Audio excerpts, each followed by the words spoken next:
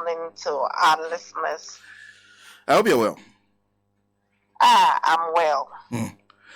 Well, the former president sat through the launch of the Youth Manifesto, then goes ahead to stand in the Bukum boxing arena to answer questions. So clearly, comes across that the youth agenda is very, very important to him. Certainly, the youth agenda is very critical to President Mahama. In fact, many have asked why the NDC had to outdoor a youth manifesto ahead of the main manifesto, and it is because the youth agenda is number one. The former president this morning will be leaving Accra to kickstart the campaign in the Volta region. We are almost about leaving. But as you rightly stated, yesterday in the morning he was at UPSA, and then in the evening there was a town hall meeting with very young people at the Bukum Arena. So it tells you that when it comes to young people, the next NDC administration is dedicated to making the lives of young people better. This is also shown in the many policies. In fact, the overriding consideration for our flagship program, which is the 24-hour economy policy, is because of youth unemployment. And this is calculated to providing employment for many young people. So, and he has also said on various platforms that he will run a cabinet of young people like never before. So you can tell from actions, from words, and from a certain consistent pattern that the NDC is very sensitive about young people and providing them with the right and enabling environments for them to achieve their potential. And I'm a classical example of President Mahama's belief in young people, because I'm very young myself, but I've been given the privilege of speaking for the campaign. So it should tell you, and yesterday at the program, you could even see the opportunities that were given to many young people to come and lead a very sensitive policy announcement as happened in the UPSA. And throughout in the evening, he was on his feet answering questions from random individuals who came on their own just to hear the former president speak. For you, what was, and let me go back to what you said. You said the youth agenda is number one. Why? Because we live in a country where we have a very youthful population. We think that it's an eyesore that unemployment will move from 8% to 14.7% under 8 years. That's almost double the number. The National Security Report is indicating that our greatest threat to the stability of this nation is youth unemployment. Many young people with the requisite skills are fleeing this country in their numbers in search for a better life elsewhere in other countries. And we think that we cannot keep doing the same thing over and over and over and expect different results.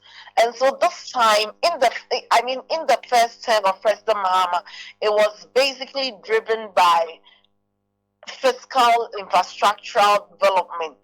But in this term, we are going to complement that infrastructural development with development of the human resource, because so I can tell you that we've never lived in the country where older people were given haircuts, where, treasury bills and government bonds are no longer safe havens for people to invest, where banks were collapsed. Over 600 microfinances with young people working in were collapsed. Banks and people who were bankers are now, excuse me to say, trotro mates and all that. Lives have been deprived. Companies have had to fold up and leave the countries, and all these young people who were working have become unemployed. So if you want to solve such an issue at a critical time such as this, when our debts are at unsustainable levels, when we simply cannot meet our debt repayment obligation and not servicing our external debt, then we have no option than to begin to do things in very different way and in radical ways.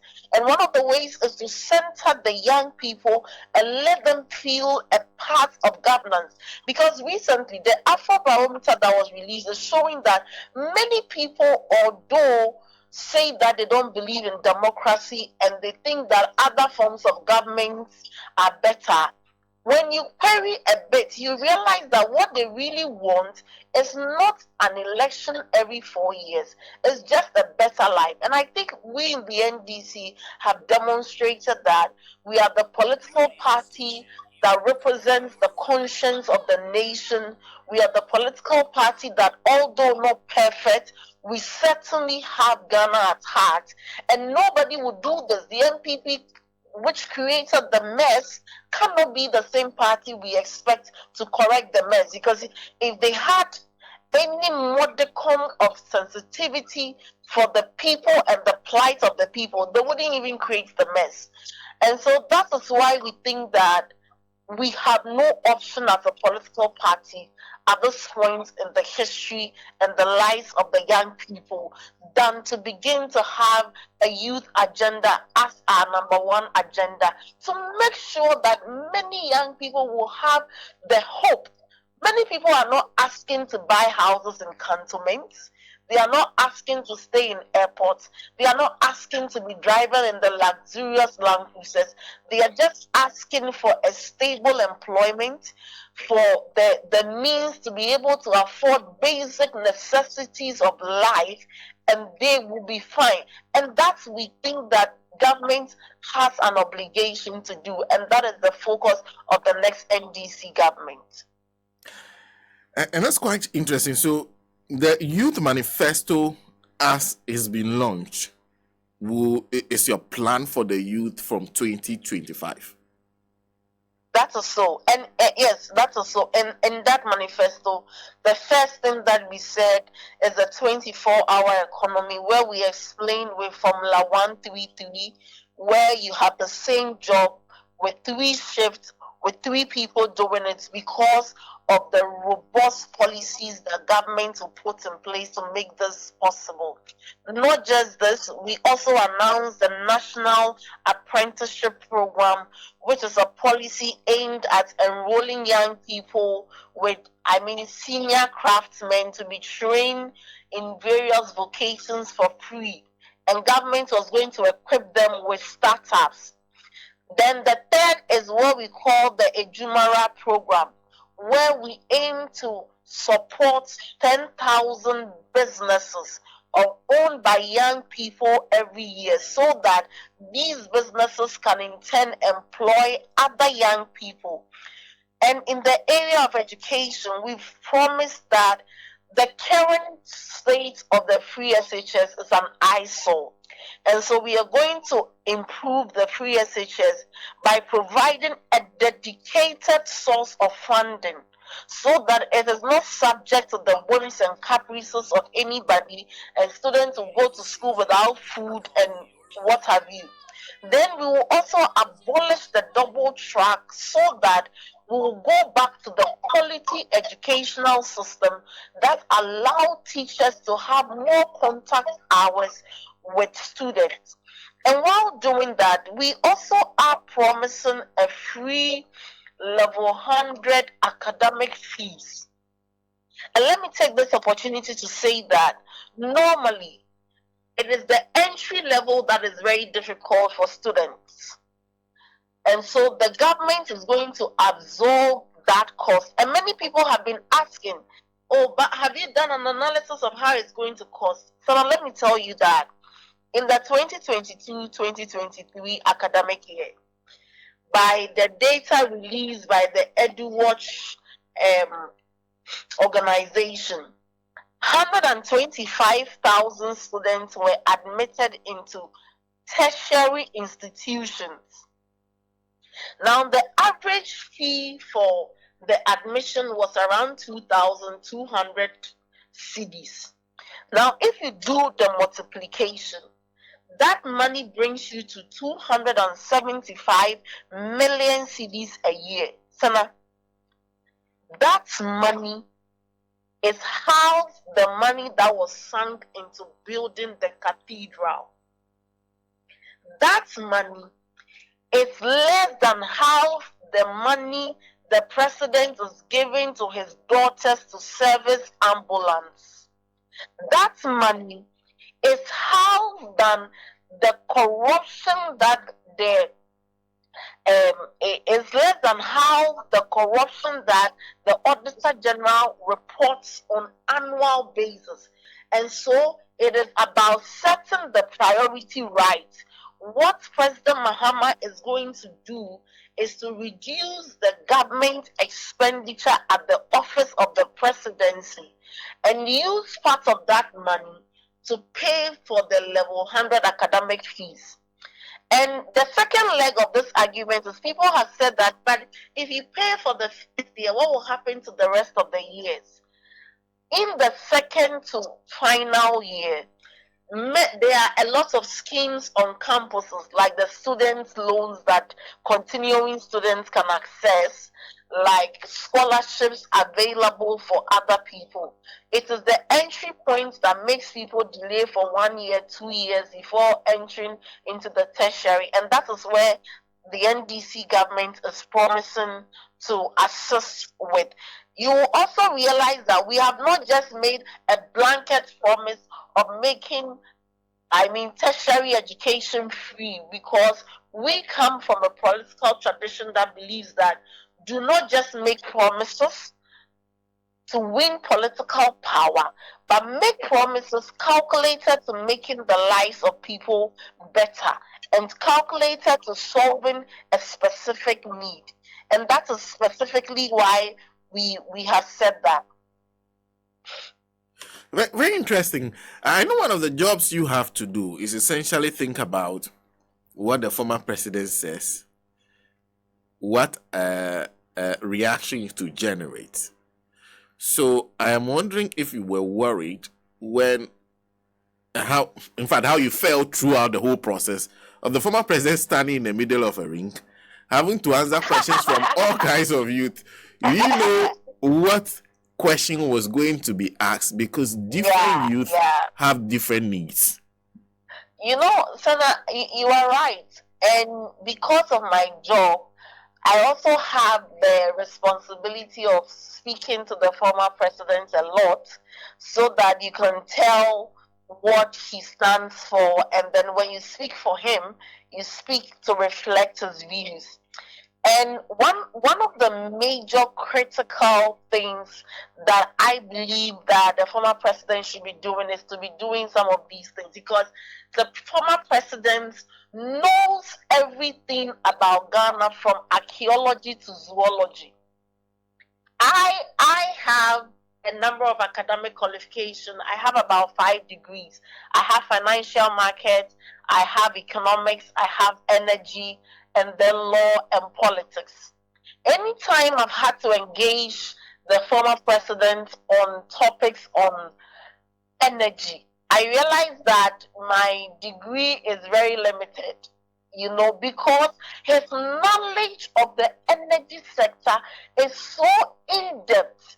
Sometimes I'm left in awe.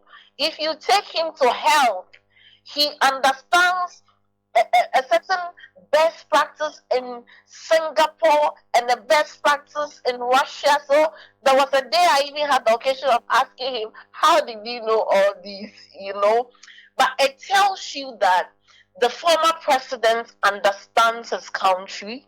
He understands the issue. It doesn't have to be rehearsed. He can engage people. He knows his country. And I can tell you, sometimes on the campaign, we get to a place and then the former president is asked a question. Then he will say that, oh, in 2016, in about October, I came to this town and I mentioned this road, and he will connect the two roads. And I'm just wondering, something you did in 2016, we the young ones, you don't even remember what happened 2 months ago. So it tells you that the former president is a man who understands his country. He knows his people. He appreciates the issue. And yesterday, there was something beautiful. At a point, a gentleman was asking a question and he was struggling a bit. And he said, just speak pidgin, just speak pidgin. And they ended up speaking pidgin and using some of the social media languages and all that. So it tells you that he is in tune. And I've had the benefit of asking him, how is it that you know everything that is happening on social media? And he told me that I read everything, including the comments and insults under the post. I can't even do that. So this is a man who understands his people. He's not, separated from the reality and the things happening to young people. And even on the campaign yesterday, you could see it. He was on his feet the whole time when the young people themselves were even tired and sitting down. You get it? So it tells you that when you seek to lead a nation and your people, you must have some extra qualities and characteristics. You must have some in-depth analysis. It is a serious business. It is not a venue for joking, although sometimes we agree that we need to, lighten the environment. But consistently, President Mahama has shown that he's the right man to lead the nation at the time. And you see, in buttressing the question you asked, he is also able to do this because he's about the most experienced politician alive we have, having been a president before, having been an opposition leader and seeking to be re-elected. And so he speaks also with a lot of experience, with experienced hands, and that is how come, having presided over almost every sector, he's very confident to answer questions from every sector. Well, I know you are headed to the Volta region, so I'll let you go. But before I do that, yesterday you called Mr. Brian Champo a coward. That's what I have been reading, at least. I didn't speak to you, but that's what I read. Now, this is him responding after the comments that were made on the things he said at some. Let me just read to you his explanation. He says, my comments have been misconstrued.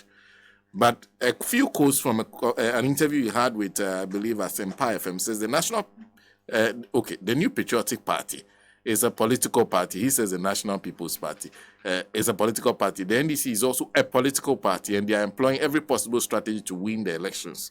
We as a party are also employing every available strategy to win the elections. So if someone says the party will utilize every strategy available to us and win, can it be misinterpreted as anything other than employing our strategy to win the elections? When someone tells you in Akan to go and bend the sea, it is not something dangerous. It is something we have been saying all the time. So if you interpret it in English in a different way, that's not what I said, and that's not what it meant. I repeat, due to what we have done or achieved as a government, our campaign strategy, the parliamentary candidates we have, and our presidential candidate, I'm optimistic that will win the 2024 election. And continues, the NDC has conducted research and findings and showed that MPP will win the elections. Elections are won at the polling station. Justin Asiringetia, the NDC's chairman, has consistently told us that elections are won at the polling station. We have 39,000 polling stations, and our hope is that every voter going to vote for the MPP because of the work we have done in communities, constituencies, and aggregate nationwide. He continues to say a lot, but I guess you get the idea of his explanation. Would you withdraw your description of him as a coward having listened to this? In fact, if there is anything he has done, he's confirmed my description of him. I thought he was man enough to stand by what he says.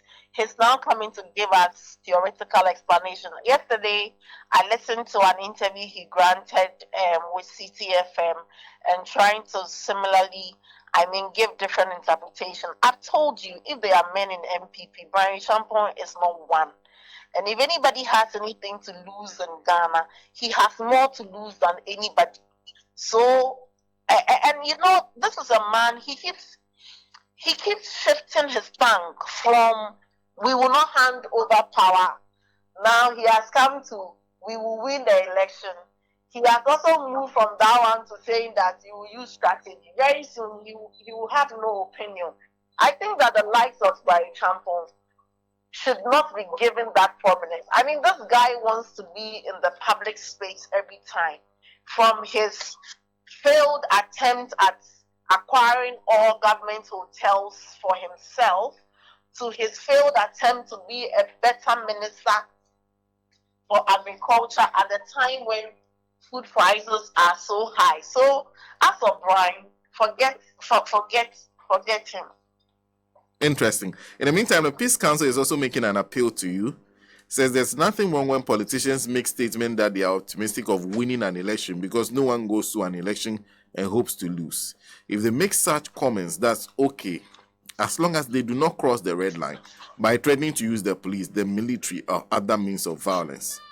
They are also asking for a peaceful campaign devoid of personal attacks, name-calling, insult, personality attacks, and other indecent campaign practices ahead of the December 7, 2024 polls. You've been asking for the Peace Council's intervention to de-escalate the situation.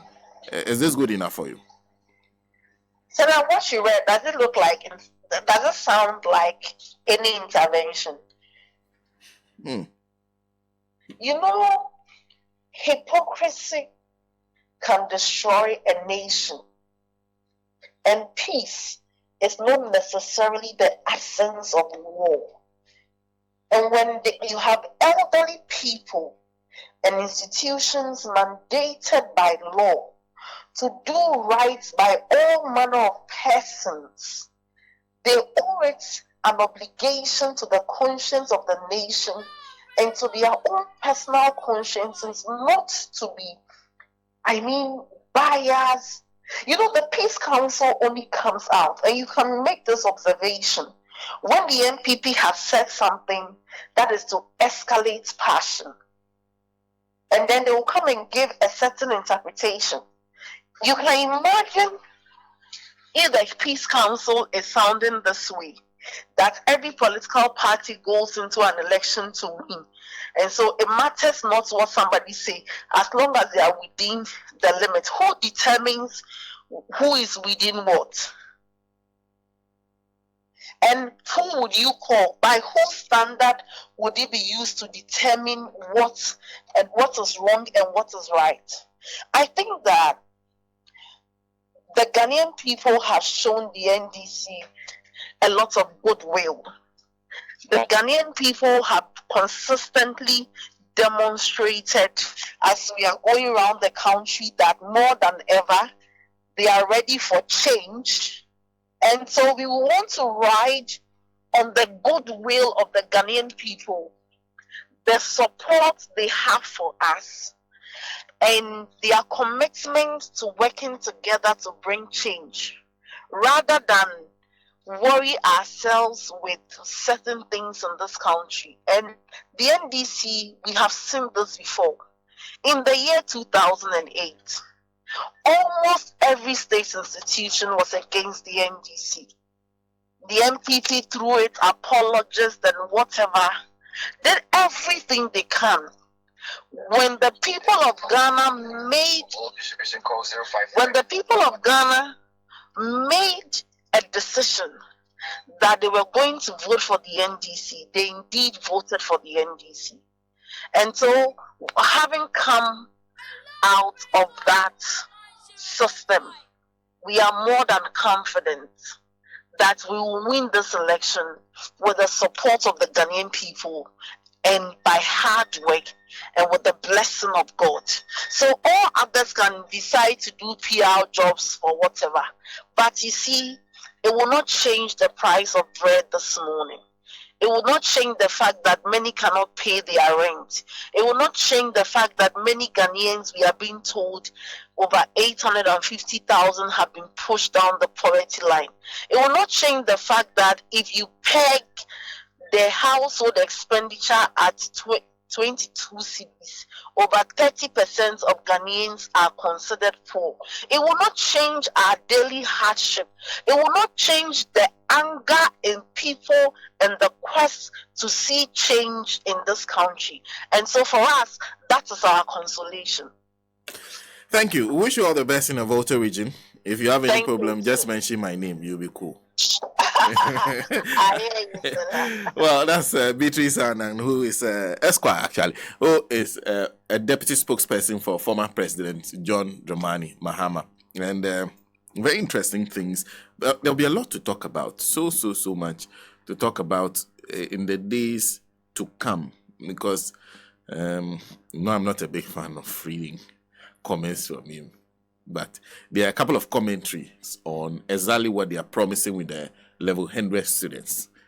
People are already calling it free university for level 100 students, which doesn't add up because their promise is specific. We always want to simplify things by giving names. So lawyer says, I'll buy, what do you call it? The pork. You buy pork for everybody here. Then somebody says, free pork for everybody.